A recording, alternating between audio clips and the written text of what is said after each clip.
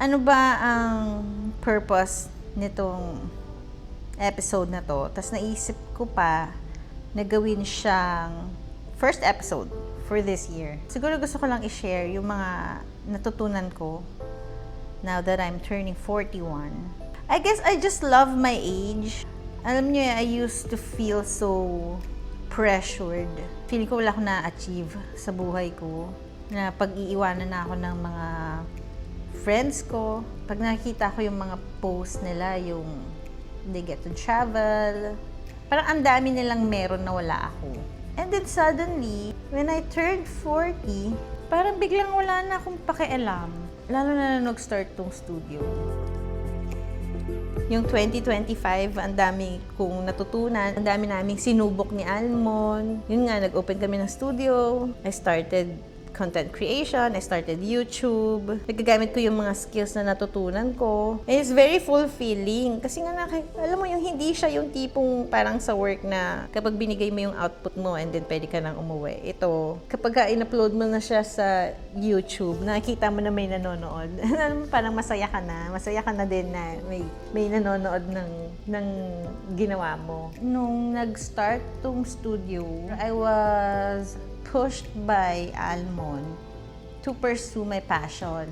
Yun nga, sinuportahan niya ako. Sobrang tight ng budget, mas lalong na-delay pa yung pagkakaroon namin ng bahay, na-delay yung pangarap na magkaroon ng kotse. Pero, magtataka ka, bakit nawala yung feeling na kailangan ko yun ma-achieve. Suddenly, you have a purpose. Biglang, alam mo yung biglang na lang tumakbo sa isip ko na kailangan makakreate pa ako ng free classes for women. Kasi ang dami pa rin mga babae na hindi nila afford mag-class dito. Mura yung class natin compare to other studios. Pero mahal pa din siya para sa karamihan ng babae. Kaya gusto ko sana magkaroon ng free programs this year, kahit na nga a few classes for them to enjoy yung studio.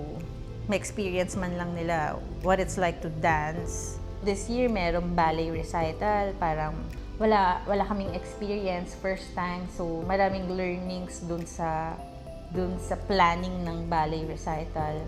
Alam mo, masyado akong nagpa-apekto dun sa mga nangyari. In the end, marami naman palang gustong tumulong. So, siguro kailangan ko matuto din na mag-relax, na magagawa naman ng paraan lahat if you ask for help. Yun eh. Hindi ka naman magiging asa sa mga tao eh. Yun yung wala ako before. Sinasarili ko kasi lahat. Gusto ko lahat ipaplan ko. So, yun, gusto ko ako magpa-plan, ako mag-aasikaso lahat, ganyan. Tapos in the end, napahamak nga financially, napahamak yung studio. So, alam mo, in the end, nag-ask na rin ako ng help kay Almon kasi hindi ko siya kayang i-manage. So, yun yung isa sa mga natutunan ko na huwag kang mahihiyang humingi ng tulong sa mga tao na kapaligid sa'yo dahil meron at merong gustong tumulong sa'yo. Saka meron talagang mga tao na gusto kang mag-succeed. Nakaka-encounter ka ng mga tao na parang gusto ka talagang i-down. Pero, bawing-bawi naman kasi mas maraming tao yung gusto kang tulungan. As long as honest ka. Yung alam nilang hindi ka nang loloko ng mga tao. Alam nila yung advocacy mo. Alam nila yung passion mo. I guess with our community, grabe na yung talagang support na nakukuha ko. Even outside this studio, ang dami kong kaibigan na willing tumulong. Yung breastfeeding group ko, yung original na Bad Moms, hindi pa rin sila tumitigil sa pagtulong sa akin. Hindi lang sa akin pati sa family ko. So, sobrang thankful ako. I was able to build friendships. Talagang mamahalin ka. Hindi kasi nag-a-apply sa akin yung sinasabi nila na parang kailangan konti lang yung circle of friends mo as long as yung mga totoong friends mo yung... Sa akin kasi hindi siya nag-a-apply kasi ang dami kong malawak yung ano ko eh. Parang iba-ibang stages of my life, I was able to have real friendships. Alam mo, simula elementary, high school, I have friends na hanggang ngayon kaibigan ko pa rin sila. And then college, nandyan pa rin sila. And then when I became a mom, naka-create pa ako ulit ng another group of friends. Iba-ibang stages sa buhay ko. And then dito sa studio, nagkaroon na naman ako ng new friends. So hindi applicable sa akin yung small circle of friends. As in, madami sila. Maswerte talaga ako sa mga kaibigan. I will always be thankful for them. Nagme-message sila na, I'm so proud of you. Ang sarap sa feeling. May mga ganong kang kaibigan na they're really rooting for you. Turning 41 is not so bad. Alam mo yun, with this kind of mindset, na sana iniisip ko dati, sana ganito na rin na, ganito na yung mindset ko. Siguro ang dami ko nang nagawa, ang dami ko nang na-achieve. But meron talagang perfect timing eh. Kailangan mo daanan yung mga pinagdaanan mo para marating mo tong ganitong stage ng buhay mo. Yung outlook ko sa buhay, it's very positive. Although marami rin akong insecurities. Yung insecurities ko naman more on physical eh. Kaya malaking tulong din sa akin yung studio kasi nga na-overcome ko siya dito sa studio. What's great about turning 41? Totoo pala yung sinasabi nila na kapag tumatanda ka, wala ka nang pakialam kung anong sabihin ng mga tao as long as alam ko sa sarili ko na I'm doing this for the studio.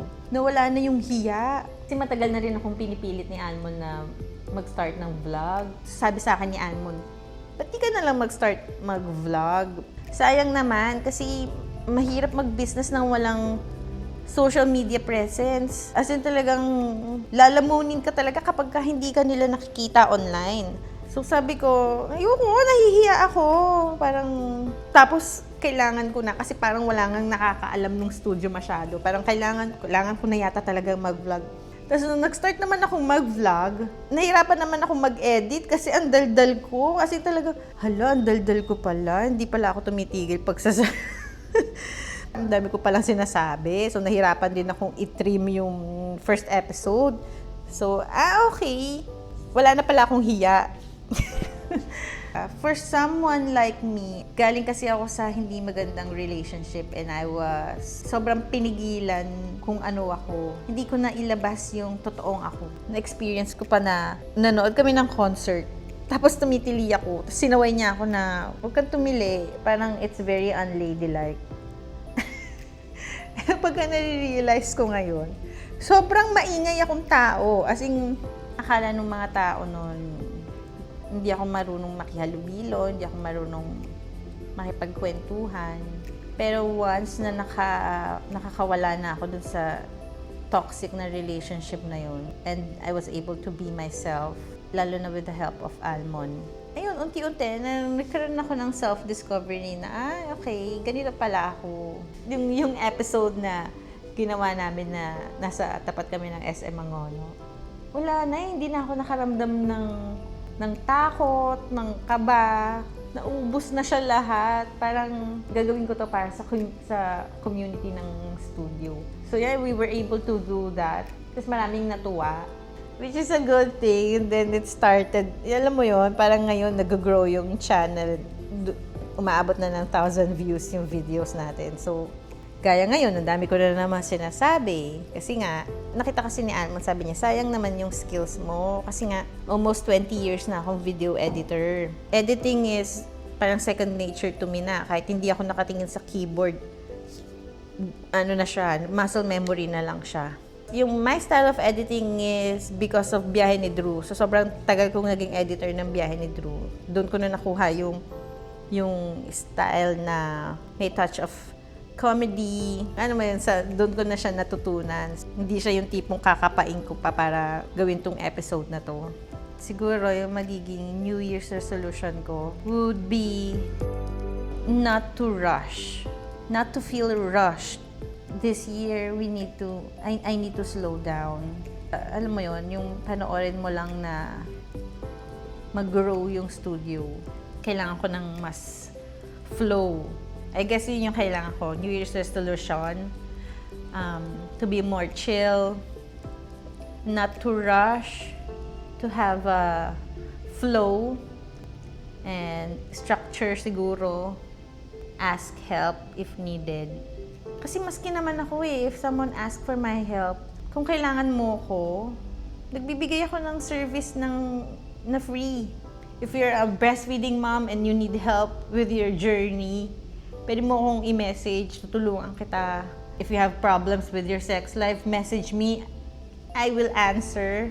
Parang hindi ako yung nag-a-ask ng, bayaran mo muna ako bago kita tulungan. Hindi ganun yung goal natin. Ang gusto talaga natin yung makatulong tayo. Siguro gusto ko lang din na ipasa sa mga babae yung natutunan ko. Sana dumating din tayo dun sa stage na I get to spend more time with my kids. Kasi I have been so busy. Dahil nga parang minamadali ko na maging successful. Na may mga na-sacrifice. May mga naapektuhan doon sa pagmamadali ko. I think kailangan kong makinig palalo kay Almond. And with the help of Chris and Lai, kasi may tumutulong naman. So I guess yun yung gusto kong mapakita ko sa mga kids. Si nanay and tatay, nag-build ng ganitong studio for women. Nagkaroon ng impact sa women yung binild namin ng tatay nila. And I want them to be proud of us. Feeling ko magiging proud sila. So I guess yun yung mas success for me. Mali pala, akala ko hindi ako successful, pero mali pala yung pinagbabasihan ko ng success. Kasi yung feedback ng students, kasi yung pag nagkikwento yung mga students dun sa impact ng studio sa buhay nila, I guess pwede mo siyang tawaging success. Parang mas lalo akong napupush na sana mas marami pa tayong babaeng matulungan. Looking forward for 2026 to have more students, to have more programs, hopefully yun nga, free programs. Yung success ko, hindi siya success for other people. Alam namin ni Almond na may na-achieve kami. Pero hindi naman masama if you say that you want something more. Pero hindi na ako magmamadali to get there. I'm just going to focus on my health, focus on my family, and then focus tayo na maibigay pa natin sa women yung kailangan nila.